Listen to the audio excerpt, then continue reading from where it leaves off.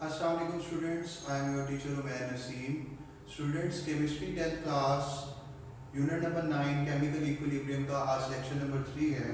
Students, lecture number 2 में एक topic जिसका नाम था reversible reactions and dynamic equilibrium, उसका फर्स्ट पार्ट हमने स्टडी किया था जिसमें हमने रिवर्सिबल रिएक्शन और इरिवर्सिबल रिएक्शन में डिफरेंस सीखा था विद एग्जांपल्स।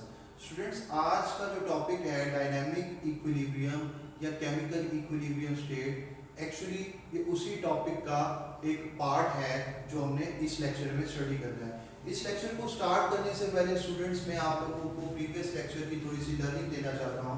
प्रीवियस लेक्चर में हमने इरिवर्सिबल रिएक्शन और उसकी एग्जांपल स्टडी की थी जिसमें हमने देखा था कि किस तरीके से हाइड्रोजन रिएक्ट कर रहा है ऑक्सीजन से और वाटर बन रहा है, रिएक्शन कंप्लीट हो गया, स्टॉप हो गया।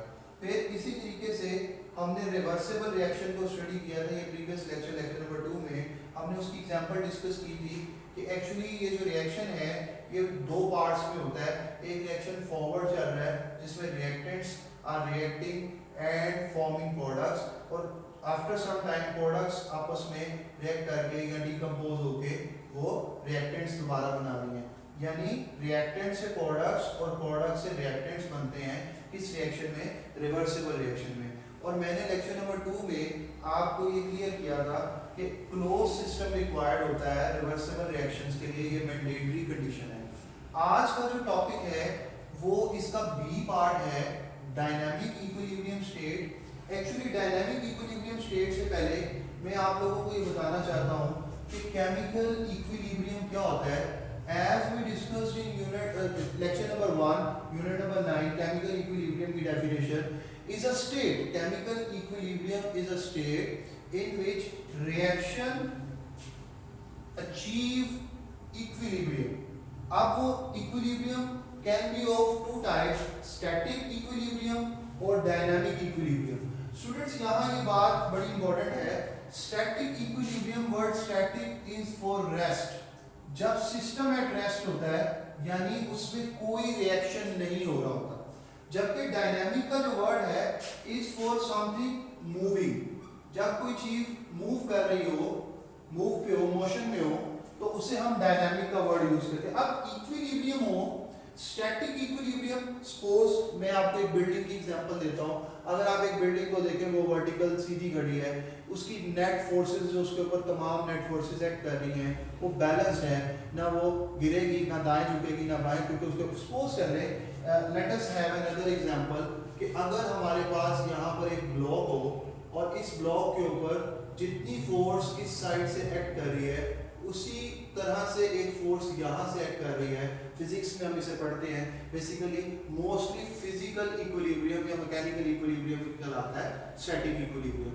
लेकिन केमिस्ट्री के अंदर हम इसे रिलेट कर सकते हैं इरिवर्सिबल रिएक्शन से।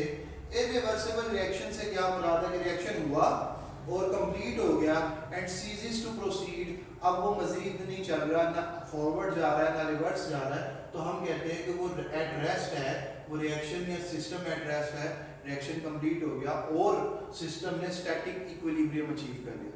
जबकि दूसरी कंडीशन है केमिकल इक्विलिब्रियम की, उसे हम कहते हैं डायनामिक इक्विलिब्रियम।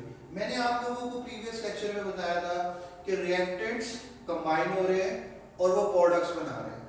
अब जब प्रोडक्ट्स की कंसंट्रेशन इंक्रीज होती है तो प्रोडक्ट्स यहाँ डीकम्पोज होकर आपस में रिएक्ट करके दोबारा रिएक्टेंट्स बना रहे हैं, और रिएक्शन फॉरवर्ड भी चल रहा है और रिवर्स भी चल रहा है। और जब इन दोनों रिएक्शंस का रेट इक्वल हो जाता है, rate of forward reaction is equal to rate of reverse reaction, यानी जितने रिएक्टेंट से प्रोडक्ट्स बन रहे हैं उतने ही प्रोडक्ट से रिएक्टेंट्स बन रहे हैं, उस वक्त जो सिस्टम में इक्विलिब्रियम अचीव होता है उसे हम कहते हैं डायनामिक इक्विलिब्रियम।